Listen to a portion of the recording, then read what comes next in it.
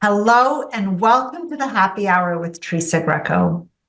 On the Happy Hour is where you will learn about the principles and practices that lead to true inner happiness, which is unwavering, in abundance, and is not dependent on you buying, earning, achieving, searching, or doing anything to be happy. A huge weight can be lifted off of your shoulders when you know there's a part of you that is always happy. You just need to make time to connect with it. On the show, my guests and I explore the latest physical, mental, emotional, and spiritual well-being practices. And together we'll advise you on the actionable steps you can take towards a happier, more fulfilled, authentic life. The happiness principle for today's show is living an extraordinary life.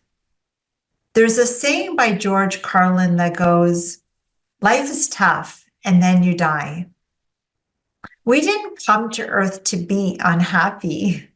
As souls, we didn't choose to have an earthly experience to be miserable and then die. If we are love, peace, and happiness at our core, how could we have a life that is anything other than that? Now, don't get me wrong. I'm not suggesting we're supposed to have a fairy tale life filled with only laughter and good times. How would our soul learn, grow, and expand if we didn't have trials and tribulations to show us more about ourselves and the innate gifts we have that the challenge or hardship allowed us to discover? The point I'm trying to make is, although we have challenges we are going to have to work through, we can always choose to take the necessary steps that can help bring us back to who we really are. On today's show, we're going to be speaking about the steps we can take to realign ourselves with our innate happiness by looking at the Mental Freedom Program. Everyone, I'd love to introduce you to Kim Olver. She is our guest today on the Happy Hour. Welcome to the show, Kim. Thank you so much, Teresa. It's truly an honor to be here. Now, Kim, I haven't introduced you yet to the audience because I wanted you actually to do it for yourself. You are an incredible woman with a background that spans really across the globe with all of the experience and knowledge that you've had, and all of that really brought you to creating Mental Freedom. So if you could give us a better understanding of your awesomeness, that would be great. Okay, Teresa, I don't know about all the awesomeness. So for me, I don't know where you want me to start, but I'll start by saying my background is in psychology and counseling. That's what I went to school for. And I was married with two sons, and my husband passed away when he was only 37, and my boys were 13 and 15. And I would say that kind of started my journey of mental freedom at that point because it was a real crisis point for me.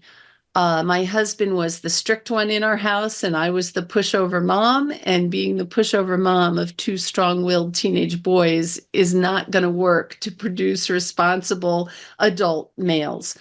So I had to learn some new parenting skills and develop some new thinking skills. And the thing that I always had since 1987, I was introduced to choice theory psychology by William Glasser. And I'd been teaching it and working with those concepts for a long time, at least a decade, by the time that my husband passed away. And I had many points in my life where things would happen where I needed to fall back and rely on choice theory. So I already mentioned my husband's illness and death. He was sick for 5 years, and then raising those boys by myself. And then my youngest child decided to go to Iraq and join the army, which was probably one of the hardest things I've ever dealt with. He got back from there and decided to go again. He volunteered to go the second time. And then the most recent thing I would say was in 2014, when I was in a hot air balloon accident and broke both my legs and had to be in a wheelchair for several months. And then, of course, we all experienced the pandemic. And it was the pandemic where I finally had the time to reflect on how I'd used choice theory in my life, what I'd learned in this lifelong journey of using these principles. And that's where I created Mental Freedom from. It's like you can learn choice theory, and a lot of people know choice theory, and it's a heady intellectual knowledge.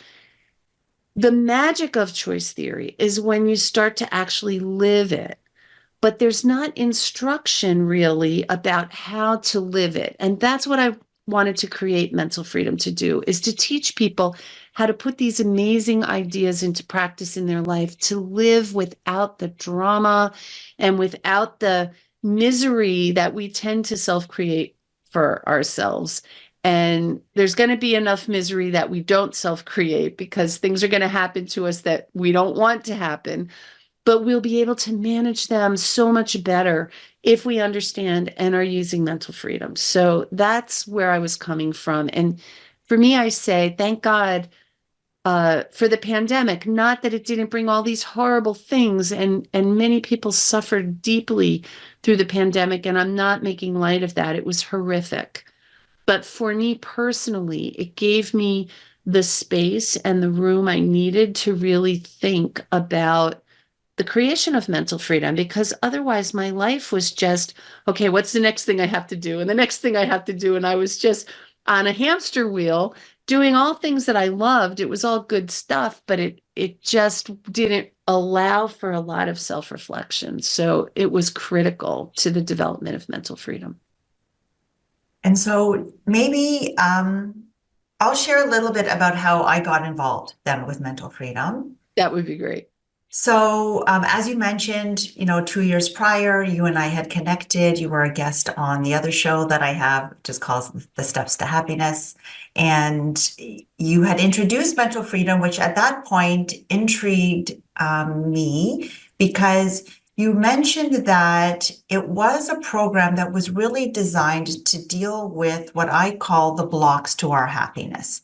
That things happen to us on a day-to-day basis, as well as things that we bring along with us from the past, that really does take away our mental freedom. That at the core of who we are love, peace, and happiness. And then the world seems to get its claws into us and then pulls us away from all that.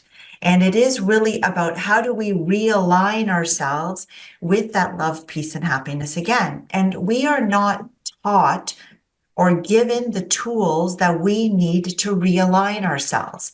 That a lot of us are going around with not a lot of emotional intelligence, right? That things happen to us.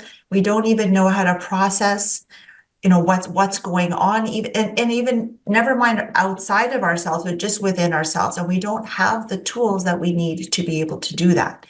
And what I love about your program is that it really does, in just 6 weeks, give people the tools they need in order to help themselves.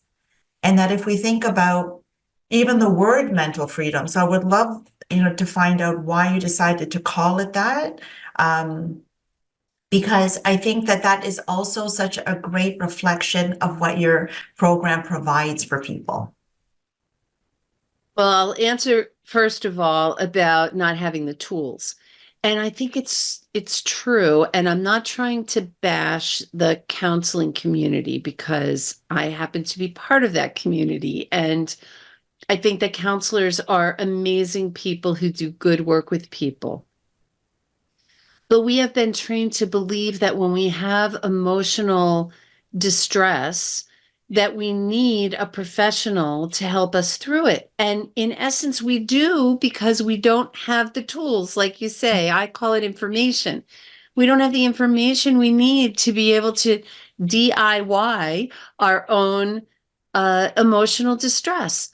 But we certainly could with the information. So that's part of what Mental Freedom was about, is to give people the tools they need to manage whatever distress they're going through, and in some cases, even prevent the distress from happening in the first place. And certainly to process it after the fact. So it's kind of a before, during, and after process. And I believe and have total faith that the vast majority of people in this world could handle their own psychological, emotional challenges if they had the information in mental freedom. I think it's not only possible, but I think it just makes sense to do that. And I'm not trying to put counselors out of business, because there will always be people who want professional help and who want to have someone who can be their guide. And we even do that in mental freedom. We'll give you the information, but maybe you want a guide to help you through your own specific challenges. Maybe the general information wasn't enough to help you get over that hurdle. So that is the first thing. And the second question, remind me again what Why that you was, decided Tracy? to, why you We'll decided to call it mental freedom. Mhm. Yeah, so I didn't mention in my introduction that I had the honor of being asked if I would be the executive director of William Glasser International in 2010.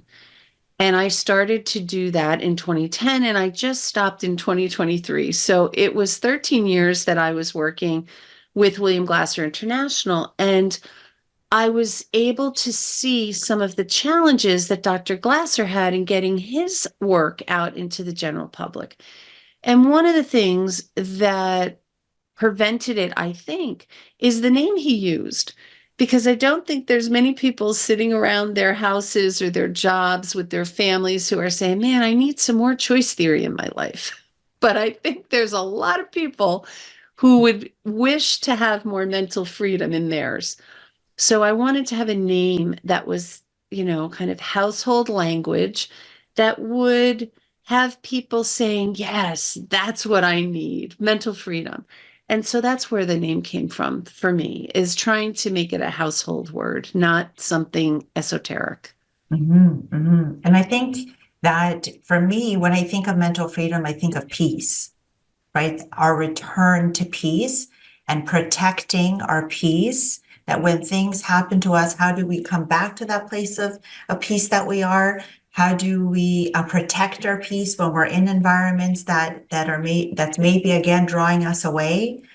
What resonated very much with me, which is why I decided to become one of your certified practitioners, is that my brand and my philosophy is also the steps about giving people the steps they need to help themselves. That my own personal journey that I've been on my happiness one for over 10 years, and I have encountered and work with different practitioners, but always also on the basis of like them delivering some information, some knowledge, and then me doing the work. So EFT, for example, that was something that was like, oh, what's this all about?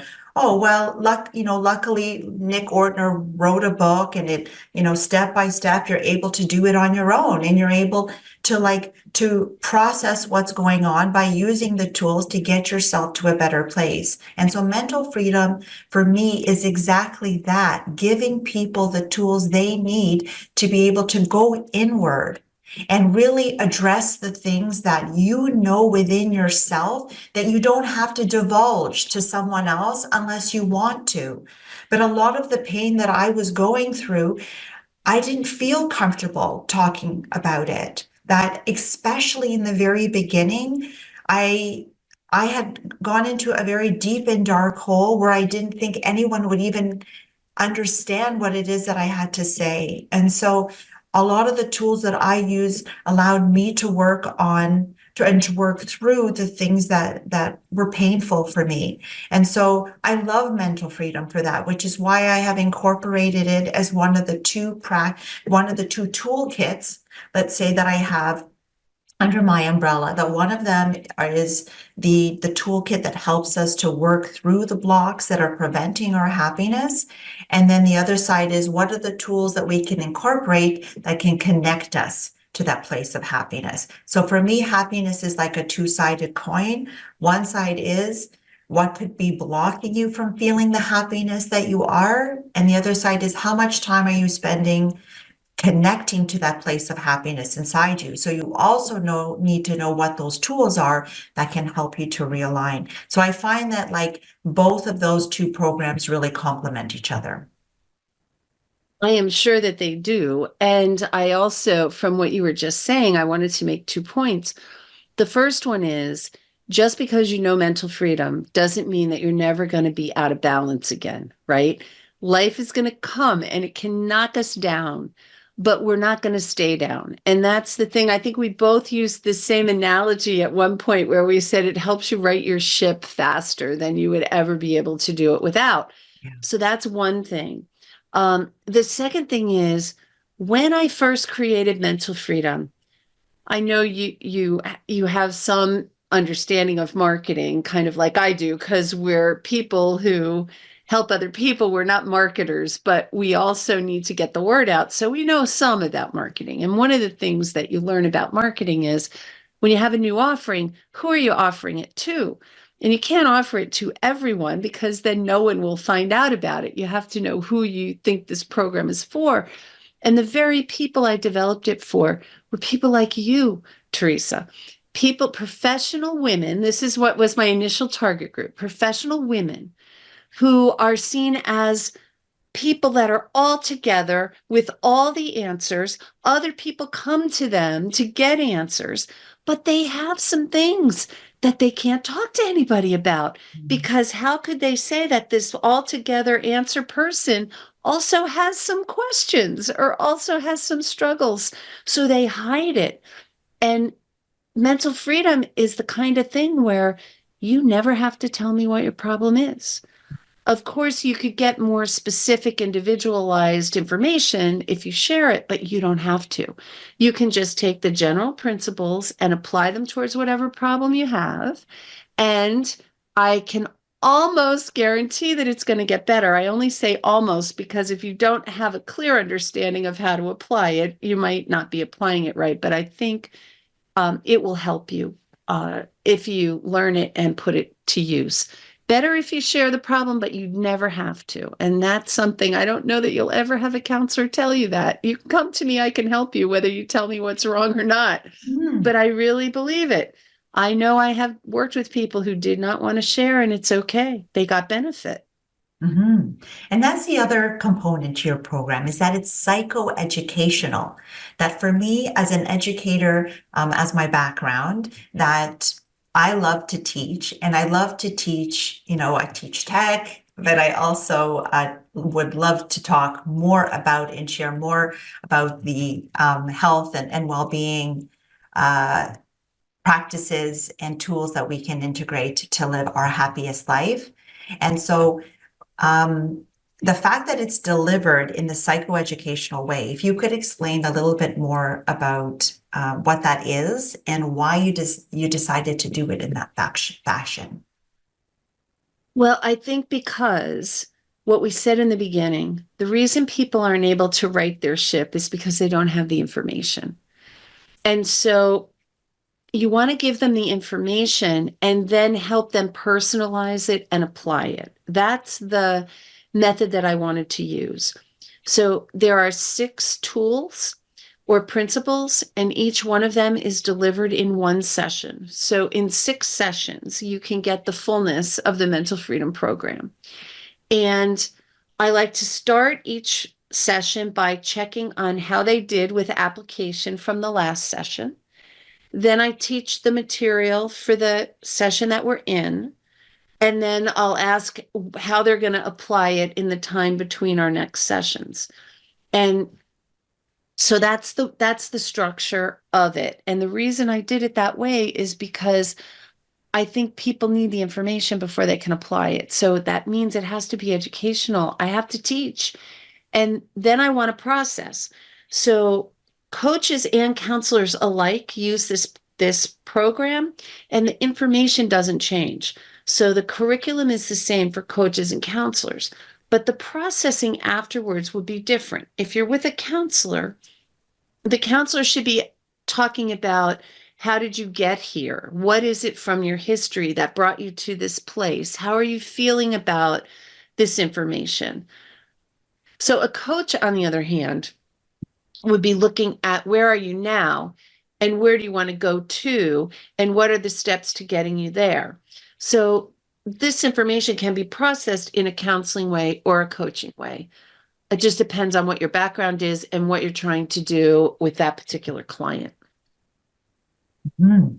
And I love that in just 6 weeks, people have all the tools they need to be able to apply to any situation, whether it's something from the past, whether it's something that's happening now, or whether it's something that they're projecting into the future.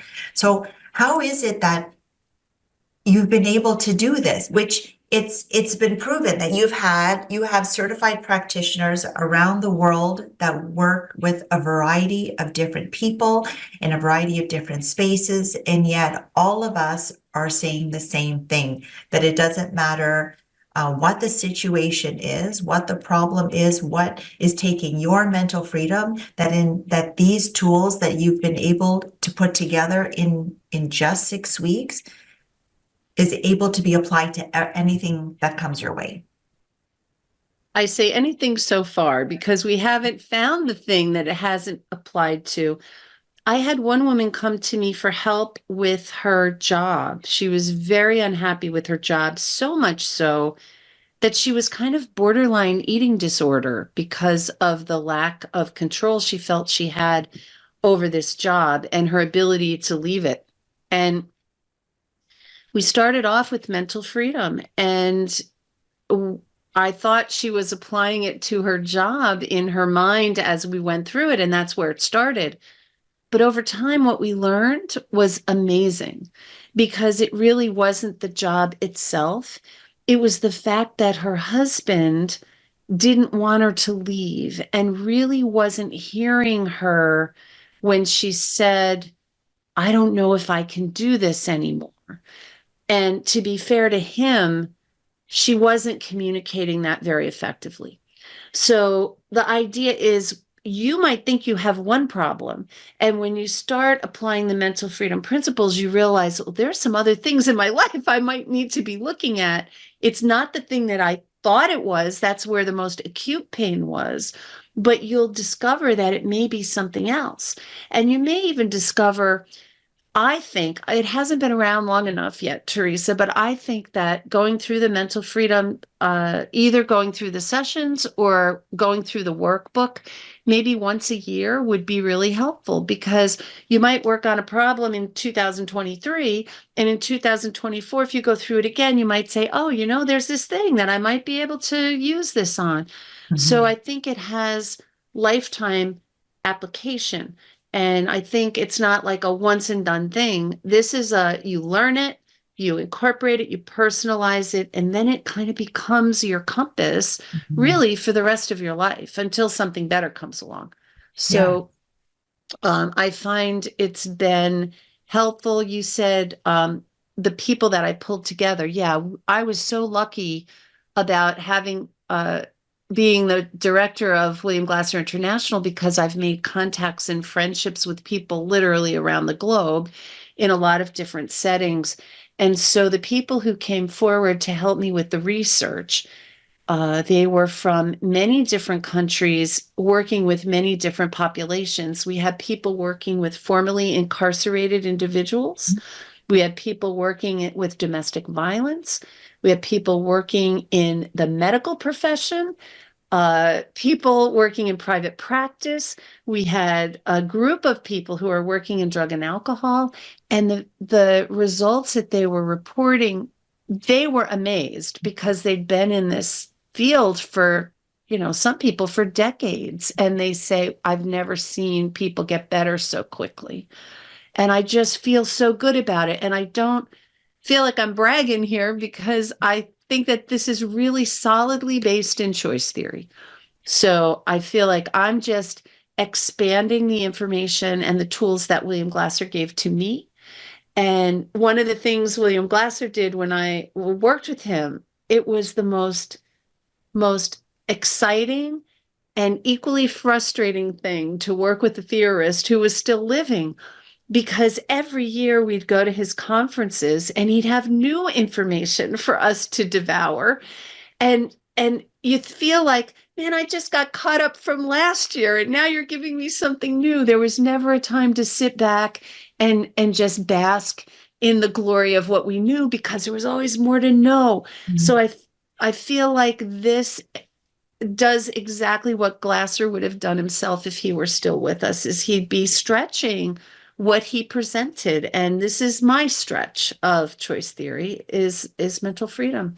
And I couldn't be more excited about it. What I love about what you just said is that the program is all based in science, and that's important for people to know, that it's not just something that, you know, you kind of came out of from left field, that it was based on all of this research that was all part of choice theory, and that you gave a very practical spin to, that could be applied to people that are going through a variety of different challenges and hardships in their life. That, you know, from the very extreme with people in jail to those that were university students, where you also delivered it, right? So it is really spanning the full gamut of age groups as well, and as well as situations, and to still to think that it's so succinct, that in just the 6 tools. So I have like a cheat sheet that you gave me that has all of the 6 tools on it, and after the program, it's like a 1-pager that you can carry with you and refer back to. So something's taking your mental freedom, your peace away from that day, whether it was like something that happened on the road as you were driving to work, or like a disagreement that you had with somebody, or there's just been so many situations that happen on a day-to-day basis that sometimes, you know, are bigger, but sometimes it's just the small little things that happen to like piss you off that day. And that you can look at the 1-pager and say, okay, which tool can I use here to be able to bring me back to a place of peace? And they really are that. So one, if I may, I wanted to share one of the tools, and it's week 2, the unconditional trust challenge. And I think that this particular tool can be a little bit tricky for people, because one, we're unconditionally trusting them to do what they need to do to fulfill whatever need it is that they need to fill. So maybe if you could share a little bit more about this particular week's tool, and then I can share why some of the people that I've worked with, why they found it a little bit tricky. Yeah, I would love that. So I know it can be tricky because I use the word trust in an unconventional way. So conventionally, when someone says, I trust you, if we boil that down, what they're really saying is, I trust you to be the person I think you are in my head, or the person I want you to be in my head. So if you've ever been the parent of a teenager that you left home for the weekend or overnight because you were going away, you'll say, now I'm going to trust you to do the right thing while I'm gone. Now, I don't know too many teenagers who are always going to choose the right thing when their parents aren't watching. I know I didn't as a teenager. I still remember some of the things that I did. So you're not really trusting when you say that. It's almost like you're putting the guilt on them. I'm trusting you, so you better not let me down. And that's just one example. With teenagers, we do it with our life partners too. We trust them to be a particular way.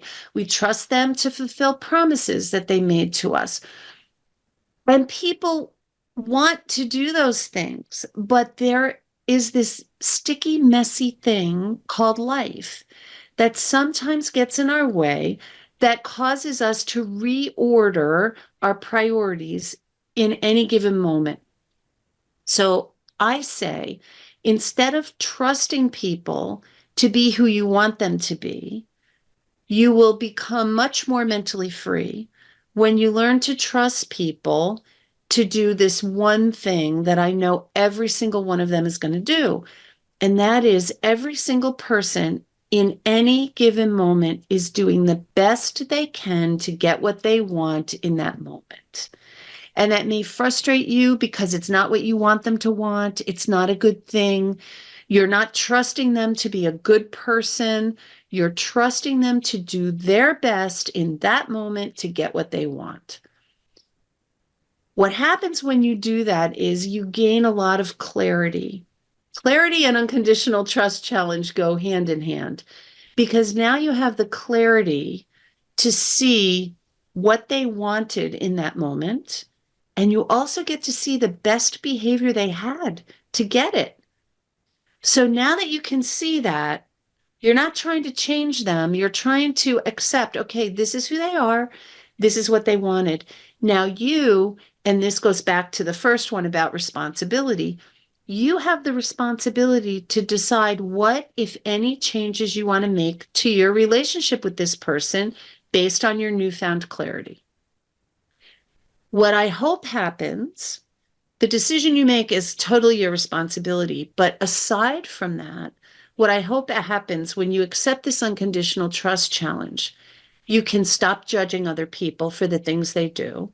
You can start to develop some compassion, like, wow, you must have really wanted that thing, whatever it is. And you might even be sad that that was the best behavior they had to get it. But you develop this compassion that can lead to forgiveness.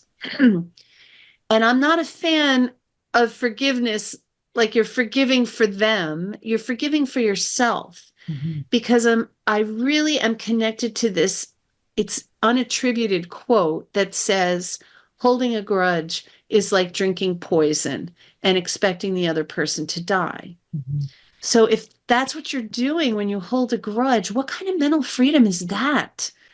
So you want to let go of those, I'm so mad because of what you did, and say, wow, I understand what you did. And maybe I'm sad about it. Maybe I don't like it. Using the unconditional trust challenge doesn't mean you have to be happy about what people are doing, but it will give you the clarity you need to redefine the relationship if that's what you need to do. And sometimes it's even end the relationship if that's what you need to do. And on the other end, it might be, wow, I see who you are now. I'm going to jump right in head first, full bore. So I just really love the unconditional trust challenge. And believe me, if you read my book, you'll understand what that was born from, but it was born from pain, my pain. I was trusting these two people in my life to be the people I wanted them to be, and they had a different agenda, which makes so much sense. If you read the book and you read this example, you're going to say, well, Kim, of course. But it wasn't that obvious to me at the time. And I've forgiven them both, and I still love them, and they still love me. So it can all work out well in the end, but I'm not putting myself through mental anguish like I was during an entire weekend. So that's the unconditional trust challenge for me. What was it for you? Well, it's important too that we always go back to Glasser's 5 basic needs, and that understanding that people are always doing what they need to do to have those needs met, or those containers full, and that they're not always full, they're fluctuating, different things happen. And then in our attempt, not even in many cases, it's not even conscious for us, right? But because of the circumstances that are happening, we're trying to fill whatever need might be running low for us at that time. And understanding and knowing what those basic needs are is where I feel like that week's two tool, the one that you just shared, is that you can now understand by looking at someone's action and saying, oh, okay, I see that they were just trying to fill their freedom bucket when they decided not to do this work at home that I really needed them to do. So, back to my kids, is that they have like certain chores that they have at home, and they won't do it because they're out having fun with their friends or getting their love and belonging fulfilled because my daughter has a boyfriend. And so I can see how in those moments she chooses to fill those buckets over the ones that I want her to fill. So it's like, okay, I understand. It really does bring you that clarity and understanding of like, what was that motivation that drove their choice in doing whatever it was that they had to do. And it's not about whether we like it or not. And that's important for us to understand, Kim, is that we cannot control anything outside of ourselves. Nothing. Not those closest to us, not people in our community or our country or the whole world. All of that is outside of our control. Then all we have control over is our response to it. And when we can realize that you have no control over anything outside of yourself, is that you can release all of that expectation, those perceptions around why people do things the way that they're doing, all of that you can let go of it. And therefore now you can realize that you have complete control over what's happening in your own life. And I like to use the analogy of that all of us are in our own happiness bubble, that I say, I'm in my bubble, my happiness goes everywhere that I go, but I have complete control of what happens inside of that bubble. So when the different things happen to me, I can think about, okay, what am I doing inside of my bubble, right? So that's where, the lesson about the narrative you're in your head is so important, that when you realize that 99% of how we see the world is our own personal perception. 1% is actually how it is. So you and I could be looking at the very same object or situation and looking at it in completely different ways. And that's because we're basing it on our own background, our own experience, our own knowledge, all of that. So can you imagine 99%? And that's why I think even you give the example of,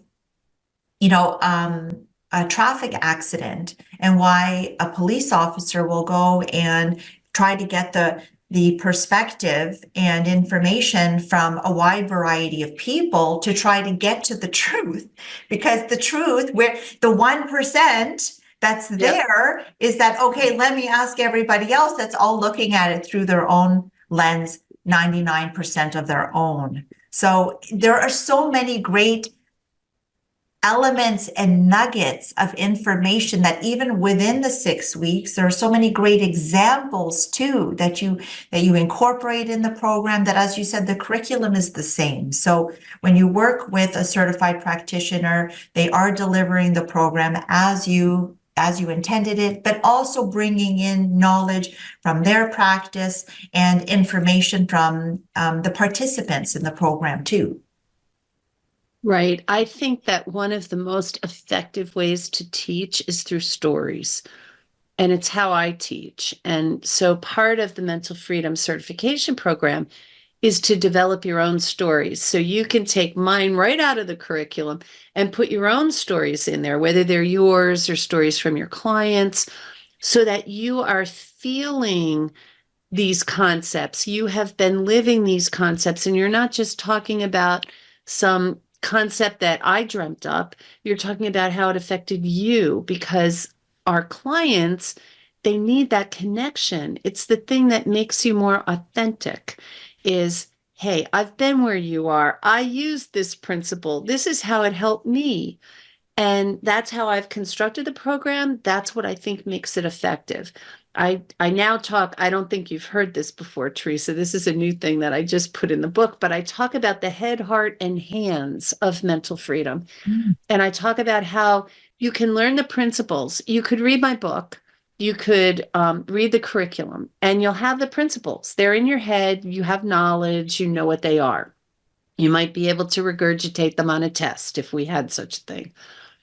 But that's not good enough to be able to really use mental freedom in the world. You have to get the heartfelt sense of mental freedom by applying it to yourself and making different choices and experiencing different outcomes and feeling the increase in your mental freedom. And once you've experienced that, then you can use your hands to help other people when they're in their own distress. But if you try to go right from head to hands, that heart piece is missing, and clients aren't going to feel it. Your friends aren't going to feel it. They're going to think, oh, yeah, you read a book. Okay, big deal. Right? It's like, tell me how this really works. And that's where the stories come in. And I think that they're so important because that's what connects with people. People like a good story. And I always say, don't make up stories. Don't pretend you've lived this. You have to give real examples because clients know the difference. People know the difference. You don't have to be a client. Anybody knows the difference between something that really happened to you. You can feel it. It's a heartfelt sense that this person has really been through what I've been going through or something similar, and what they're talking about made a difference. And I think that's why when I'm looking for trainers to do the mental freedom program, because I'm not going to be able to train everybody who wants to be trained. I'm looking for people who had a significant transformation in their mental freedom experience. And the way I'm going to know that is through their stories. So it's important. Two parts that I want to draw, because I want to connect to what you just said, just for, how it applied to me. But I want to just point out the fact that the great thing about this program is that once you know the tools yourself, as you said, you've gone through that head, heart, and then you're at the hands part, that you're able to help other people with the information, right? So that's the other great that I had, the people in my program, and, I had different cohorts of groups that they were able then to share those tools with their kids, whether they were teenagers or a little bit younger than that they were able to apply these tools and say, okay, how could you, let's look at the story that you're telling yourself. And, is this true? Is this right? Can you be 100% positive? Like all of the different parts of it. And so that's the other great element of this, is that it really does then extend out to in those that are in your circle, those that you can also empower with the tools. So that I love that part of it too. When you were talking about sharing your personal stories, I think that for me is really important. And it was some of the feedback that I got back from the people that worked with me, that they said Teresa was really vulnerable with us, that allowed us to feel like we could be vulnerable with her, that she shared like very personal information, and that, they saw me cry at a couple different points with some of the information that I shared from my own happiness journey, and that they then felt that there was a safe space there for them to be able to share some of the things that they were also working through. So I think that part is so important. I think it happens on the group level and the individual.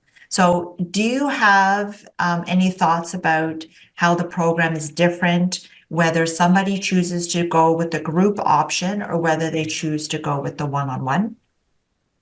Sure. Well, there's pros and cons to each, right? The good thing about doing it individually is you get 100% of the attention. It can be very personalized to you and your experience.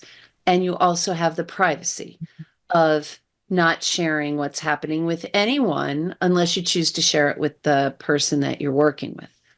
In the group experience, you get the benefit of other people's experiences. And you realize, like you shared when you were talking about the beginning of your happiness journey, you felt like nobody would understand what was going on with you. But when you go into a group experience, you realize, oh my gosh, all the connections, like I had that happen to me and I felt this way. I thought I was the only one. And now you know that you aren't. Also, in the group experience, it takes a little bit longer. It's still 6 sessions, but the group experience will be 2 hours long instead of 1 hour for individual. That's just a little practical piece. And it costs less to go through the group experience than it does the individual experience. I think that there's benefits to both ways. So it just depends on what is the experience that you want to have. And you may have the group experience and decide, you know what? I really want to do this on my own. I want to go through the individual experience, or maybe you'll start it with the individual and say, I'd like to hear what the group has to say. So it's not either or. It doesn't have to be that way, but I think you should start where you're the most comfortable and what your budget will allow. Those are the two big differences, I think. And I think that, even the combination aspect too, that somebody could decide to go into the group, but then realize that as they're applying the tools to different things that have happened to them in their life, that they may want some one-on-one time with the practitioner to be able to really maybe go a little bit deeper into what some of those things could be. Right. When you have a group, you may only have 5 minutes of processing after you get the information for each individual person, and somebody may want more than that. Absolutely. Now, I've heard you mention this before too, that for people that are considering getting certified in your program, that an element or a comment that you've heard is that, well, what happens if I have a client and I only work with them 6 times, and now they have all the information that they need to know to help themselves, and then they don't come to me anymore. So it's almost like a short-lived relationship, right? Which in cases like therapy, where people could be in therapy for years, and from the stories that I've heard from even some of my clients, because I feel like therapy or counseling is different than coaching. And I think you kind of shared, the difference of how the counselors are applying mental freedom versus how the coaches are applying it. So there is that difference, but it's different than just coming and opening up and venting about, something that you're upset about, and then walking away with no practical tools or suggestions about how you help yourself. How does that work? That you just go and you vent for an hour, pay a lot of money to do that, but then the person doesn't give you any practical tools to say, okay, this is how you get yourself out of that situation, or this is how you could look at it differently, or this is so. What's your comment on that when people say, well, why would I want to get certified on this when people don't need to then come to me for years, which that's the part that I love, right? Because we have empowered people with the tools they need to help themselves, and adding mental freedom as a tool in their toolkit, right? This is not to say any of the tools that we incorporate, they're not the be all end all. That when I decided to become certified in your program, I had lots of other certifications too. So it was like, oh, amazing. Here I have another tool that I can include in my toolkit, that when I work with my clients, it's like, okay, I can use a bit of this, I can use a bit of that, or I can just use this exclusively if that's what the client wants. But it is about arming ourselves with a whole bunch of different tools and skills that we can apply to any situation that comes our way. So what would you say, again, just to that comment about, the 6 sessions? Well, I find it funny. I taught a therapist once. He was one of my first individual clients in mental freedom. And he's an owner of a practice with about 60 counselors. And he said, oh, after the first session, he says, oh, I want to bring you in. I want you to teach all my counselors. This stuff is amazing. And by the end, he said, I can't bring you in. If you teach my therapists how to cure people in 6 sessions, I'll be out of business. And I just laughed because, first of all, that will never happen. You're not going to be out of business. In fact, what will happen is your clients will be done in 6 sessions, and they'll tell everybody they know, I have this therapist that gave me everything I need in 6 sessions, and I don't have to go back again. It is stunning how I think your practice will expand and grow. I know mine has, just by word of mouth, with people learning mental freedom. They're sending people to me, and it's such a joy to be able to empower people to help themselves and to heal themselves. Mm-hmm. I think a lot is going to depend on what the primary need of the counselor is.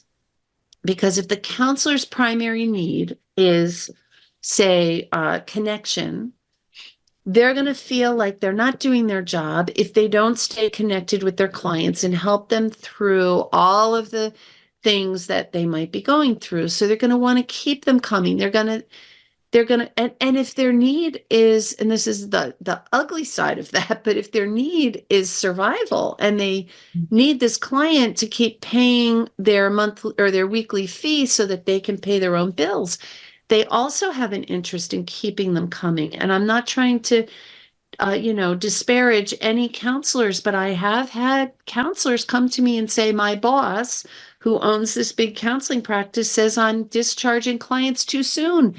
It hurts the budget. And so I know that that's a real consideration. But people like you and I, Teresa, who value significance and freedom, we want people to have that for themselves. So we don't want them to keep coming to us forever and ever and ever. I love sending my clients out into the world with these tools and saying, you have everything you need. If you run up against something and you get confused or you're overwhelmed or you need some additional help, come back. I'm always here for you. I'm not abandoning you or leaving you. And if you get done with the 6 sessions and you feel like you're not ready to end, I'll continue to see you for some time until you feel equipped enough to go out and do it on your own. But I never feel a need to try to keep people connected to me because I feel that there's a bigger spiritual connection that happens when you've been the person that's been able to help someone be more self-efficacy or have more self-efficacy or be able to solve their problems better. So I don't think you have to worry about running out of clients. I think you'll have more than you can handle. Maybe my goal with mental freedom is to eradicate self-created misery in the world. That's my goal. I don't think I'm going to reach it by the time I'm done doing this work, but I also am trying to collect younger people who can help me carry on that goal into the future. And maybe at some point, there's going to be a world where everybody knows all these tools, and that will be amazing.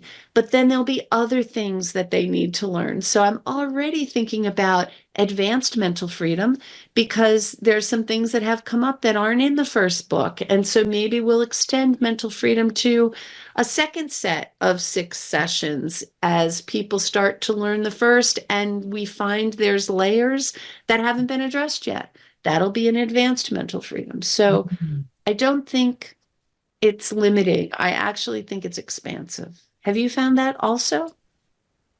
Yes, and you and I have talked about adding some other layers to the program, such as a more spiritual layer component to it. That I think it's in there, and me being so tied to the inclusion of our spiritual self. That for me, happiness is an innate quality of our spiritual self, that it's not just a state of mind, it's not just an emotion, that it is a state of being, that happiness is who we are, and that it's about aligning the other aspects to ourselves. So for me, that spiritual component is an important piece because it is an element of ourselves that we need to incorporate. And it is like that fountain of youth inside of us. It is that place of us within us that is always whole, healed, and complete. So it is essential that we also include that part of ourselves in the healing process, let's say. And so we've talked about being able to add, having that additional layer on top of it, and maybe highlighting that a little bit more in the program. But where it is right now, it just really applies to everybody. And I think the practitioner is able to really kind of gauge who they're working with and how much they could, bring that element in. I always feel like there is no accident to things, that everything happens for a reason. And I know that the people that I work with, the universe has brought us together. And so I know that they're most likely open to be able to talk more about that component, and while we're going through the mental freedom program. Yes. And I do think that it is written in there without being explicitly stated. So someone like yourself as a practitioner, if that's some area that you concentrate on, you can find examples of that throughout the program. And one of the biggest ones, I think, is consistently asking yourself, who do I want to be? it's that being essence that you're talking about. Do I want to be happy? Do I want to be free? Do I want to be significant and powerful? Do I want to be safe? Do I want to be joyous? And so when we know what we want to be, then it is about just aligning our behavior with that process of becoming that person that we truly want to be. And I think that's what mental freedom does for people. Mhm, mhm. And I'm interested in actually explicitly writing that spiritual component part for mental freedom. So I don't want you to think that that's not something that's on the table. It is, but I've got to get this book out first. We have a publication date. I haven't been able to share that with you because it just happened yesterday. But I had wanted to publish in January. That was my push. Sometimes when you have mental freedom, you have to be flexible with things. And my flexibility has brought me now to a definite publication date of June 5th. So the book is coming out in June. And I think that that's just going to be an exciting time. And if somebody is listening to this and they want to get notice of when the book is actually available, of course, it'll be on Amazon and other places, but you can go to courses.olverinternational.com. And I'll give you this link because people may not know how to spell Olver and all of that, but it's /MF hyphen book hyphen excerpt. And you can get one of the chapters from the book. You'll get that right away. You can read it and decide, is this something I want to read the rest of? And I'll send you an email when the book is available. So that's just a link I wanted to give people in case they want more. Mhm, that's so exciting. Congratulations. Thank you. I'm excited. Yeah. Now, I Kim, was what just about, away. sorry. No, I was just going to say, I was just away last week in Mexico and wrote the last word. So it's with editing now and it's going to take some time with them, but June 5 is the date. Yeah, that's so exciting. Right. Yes, congratulations. Thanks so much.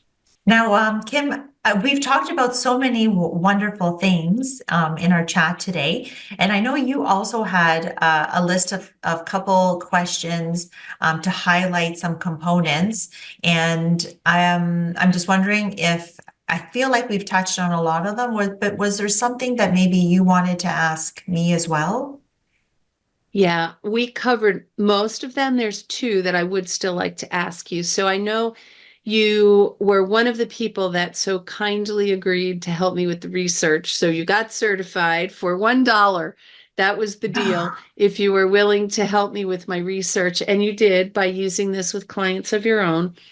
So one of the things I wanted to know is in your application of mental freedom, did you or your clients experience any light bulb moments that you're willing to share with us? Of course, protecting confidentiality.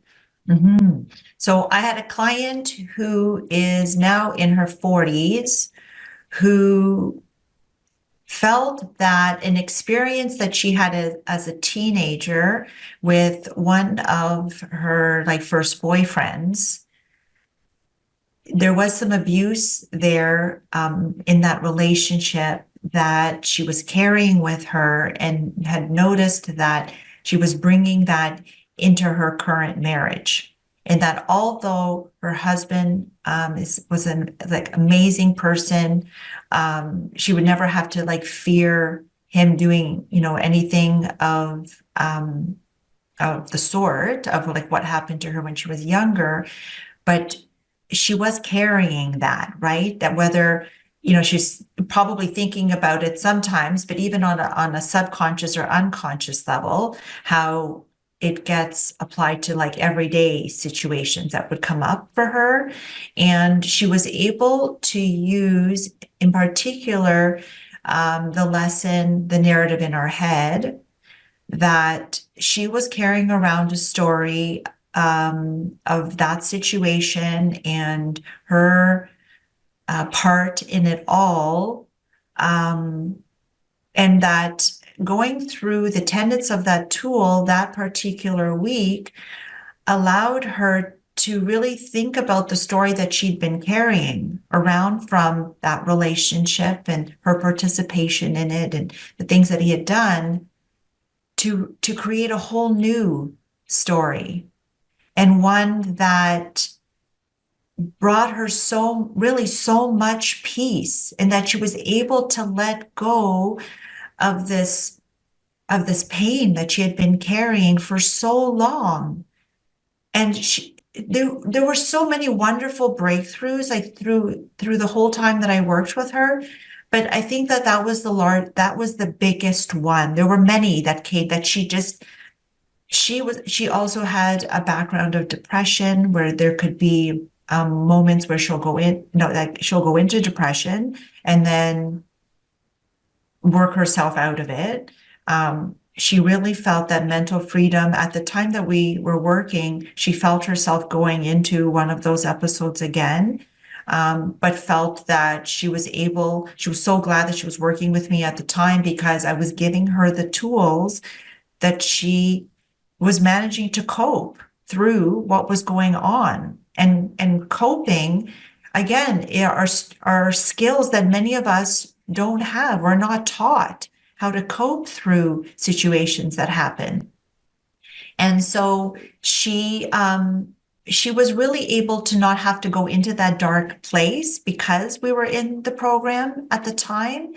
And this aha moment for her around being able to let go, it was so healing for her, and that she could really come to a place of forgiveness for herself, that she had been carrying the role that she played in the relationship. But she was able to realize that she was a young girl at the time. And with the information that she had, as you said, for week number 2, she did the best that she could.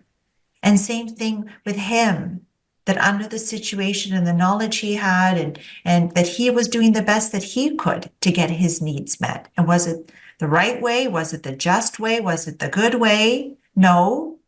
And so it's like amazing that it wasn't just to say just that week with the narrative, but oftentimes we find the tools overlapping each other, right? That we can use a component of this and a component of that to be able to work through whatever it is that's upsetting us. And I think that for those people who have, I think there is still a bit of a stigma, right, around therapy and counseling. And a lot of men are like, no, I don't need that. I don't need that. And it's like, this is not what this is, right? That this is giving everybody, doesn't matter what age you are, the tools that you need to be able to work through. And it is empowering yourself with that knowledge so that you can do that for yourself. Yes. And one other thing I thought about as you were talking, 2 things actually. But the first one that I'll say is we have 6 tools, but there's no requirement that you have to use them. Mm-hmm. Because sometimes we are willing to sacrifice our mental freedom for something that's more important for us. The first lesson about responsibility, and we talk about you increase your mental freedom when you stop taking responsibility for other people.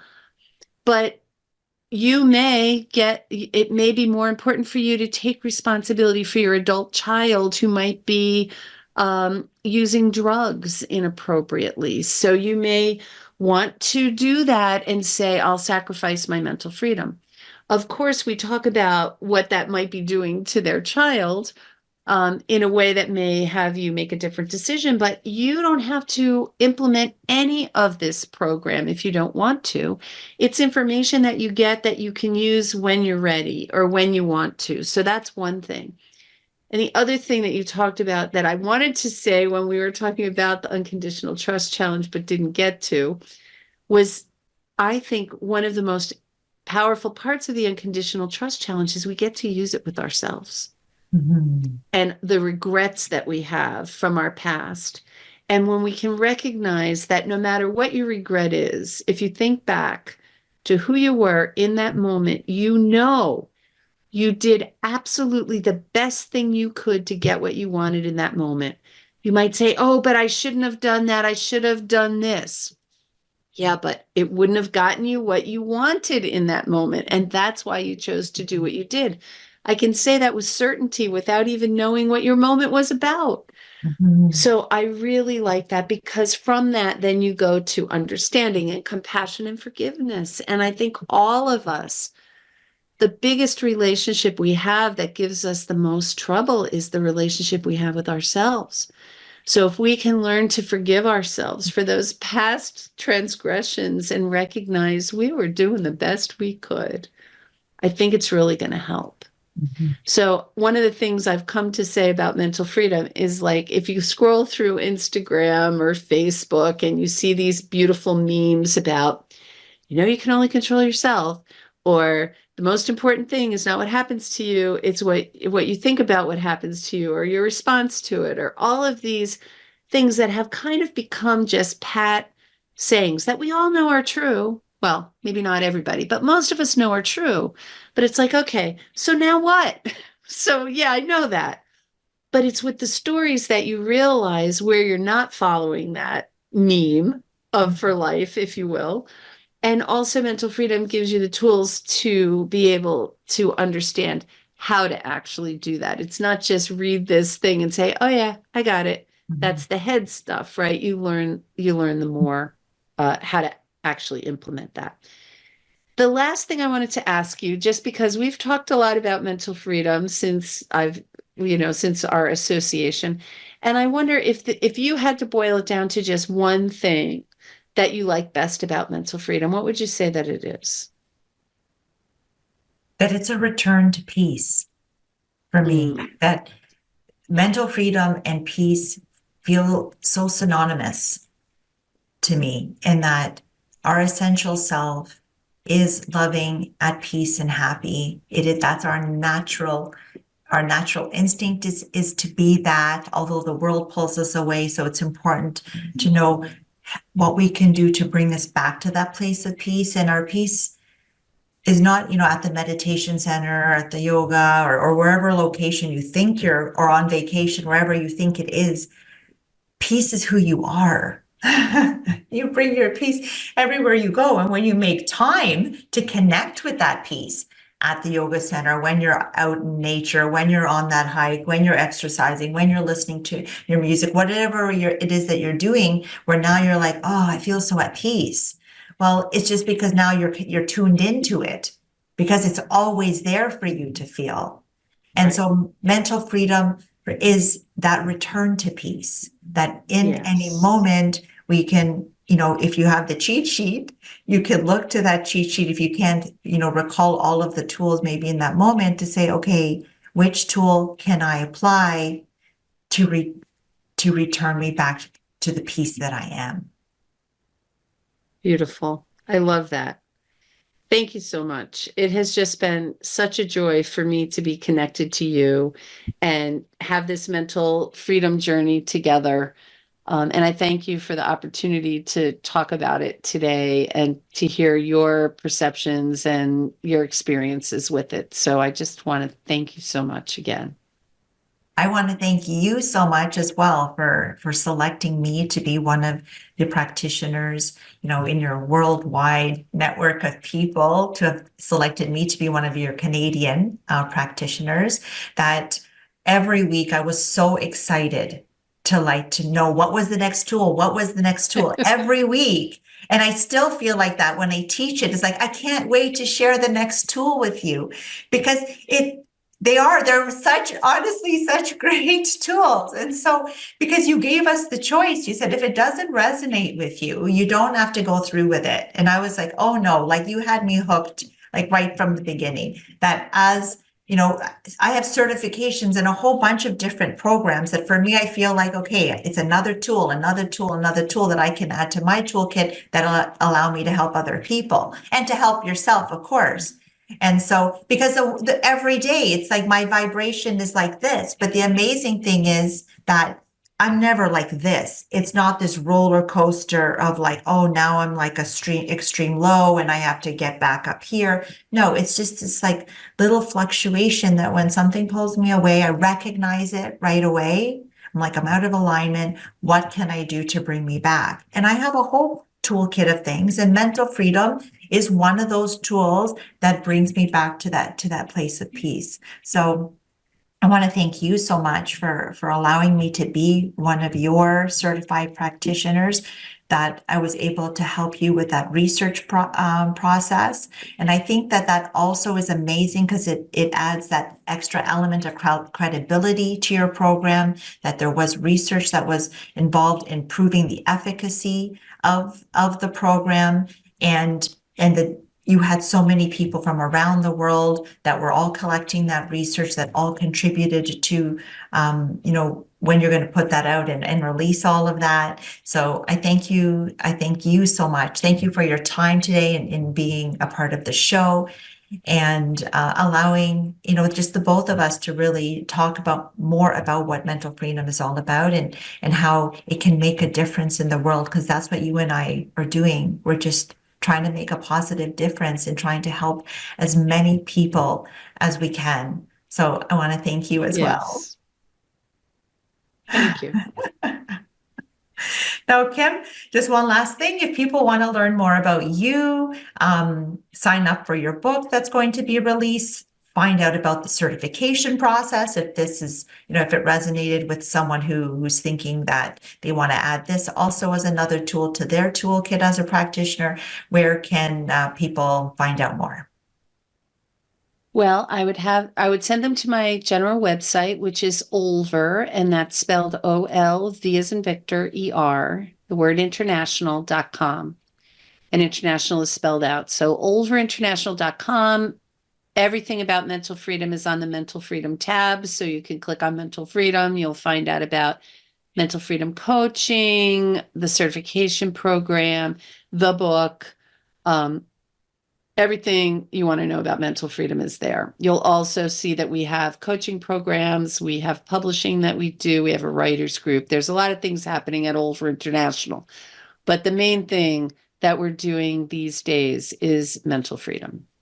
And I can't wait to share it with people. I already gave you the link for the book, so I'll send that to you and you can add that to the show notes. Awesome. Okay, well, thank you again for being on the show today. Thank you. It was my pleasure. I'd like to leave you with the thought for the day. On today's show, you learned about a program that can help give you the tools you need to be bigger than anything that ever happens to you. If we are going to be happier and feel more fulfilled, then we must take a more active approach to designing the life we want. So, how do we do that? Well, with courage, honesty, dedication, and consistency, we can take the steps we need to change our lives for the better. The first step is awareness, becoming aware of the thoughts, beliefs, relationships, and circumstances in your life that aren't serving you and have you living a life you're unhappy with. Next is deciding what you want and focusing on it by giving your brain direction. What do you want physically, emotionally, and spiritually in your personal and professional life? Then it's making a commitment to do away with negative and limiting beliefs about yourself, to change the paradigms that are having you playing small in your life, and to be a victor and an active participant in creating the life you want. Last is taking consistent action to consciously take the new steps needed to advance your life in the direction you desire. As powerful creators, we have the ability to manifest the life of our dreams. We have all the gifts within us to make this happen. Remembering who and what we really are can assist us with taking steps in the direction of the extraordinary life we always dreamed of but never thought was possible. As the poet Rumi said, what you seek is seeking you. So, the extraordinary life you innately wanted to live here on earth is also urging you to live it. So, what are you waiting for? I invite you to check out my services on my website at teresagreco.ca for more information about my coaching work, workshops, and motivational speaking opportunities. You can connect with me through my website, on my Instagram page at Teresa_Steps to Happiness, or my Facebook page, Steps to True Happiness with Teresa Greco. Thank you so much for joining me here on the Happy Hour. Keep smiling and be happy.